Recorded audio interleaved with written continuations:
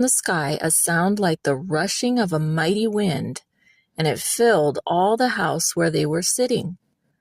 Tongues like fire appeared and were distributed to them, and one sat on each of them.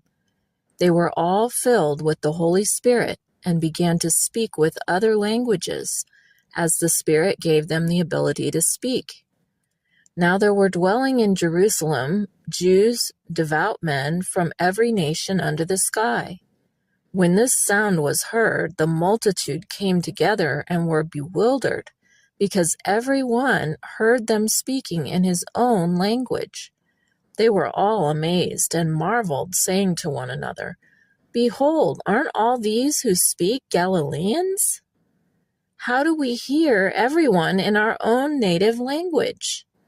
Parthians, Medes, Elamites, and people from Mesopotamia, Judea, Cappadocia, Pontus, Asia, Phrygia, Pamphylia, Egypt, the parts of Libya around Cyrene, visitors from Rome, both Jews and proselytes, Cretans and Arabians, we hear them speaking in our languages the mighty works of God. They were all amazed and were perplexed, saying to one another, "What does this mean?" Others, mocking, said, "They are filled with new wine." But Peter, standing up with the 11, lifted up his voice and spoke out to them. "You men of Judea, and all you who dwell at Jerusalem, let this be known to you, and listen to my words. For these aren't drunken as you suppose, seeing it is only the 3rd hour of the day, but this is what has been spoken through the prophet Joel.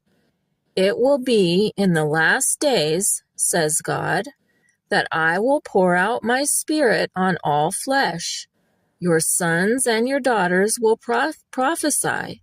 Your young men will see visions. Your old men will dream dreams. Yes, and on my servants and on my handmaidens in those days, I will pour out my Spirit, and they will prophesy. I will show wonders in the sky above and signs on the earth beneath, blood and fire and billows of smoke. The sun will be turned into darkness, and the moon into blood, before the great and glorious day of the Lord comes. It will be that whoever will call on the name of the Lord will be saved. Men of Israel, hear these words. Jesus of Nazareth, a man approved by God to you by mighty works and wonders and signs which God did by